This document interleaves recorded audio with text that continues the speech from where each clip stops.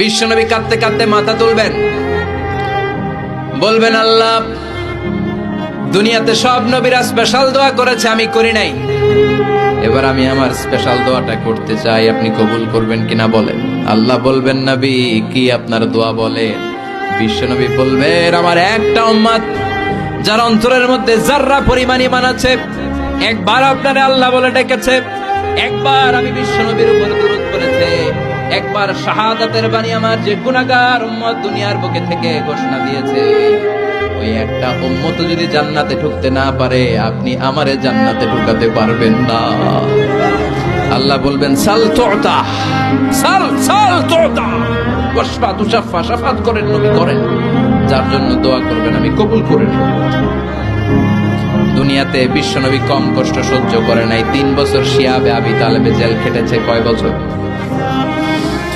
দুর্ভিক্ষের বছরগুলোতে বিশ্বনবীর পেটে দানা পানি ছিল না।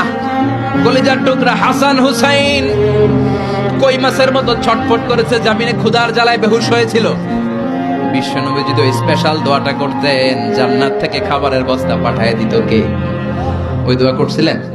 জেলখানায় আল্লাহরে বলছিলেন, আল্লাহ স্পেশাল দোয়া করলাম, জেল থেকে মুক্ত করে দেন, করছিলেন?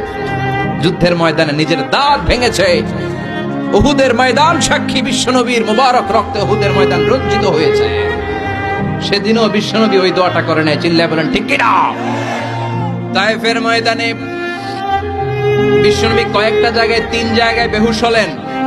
বিশ্বনবীর মুবারক দেহ বেয়ে রক্ত ঝরলো। ওই কঠিন বিপদের দিনও বিশ্বনবী এই দোয়াটা করেছেন নাকি? কথা বলেন।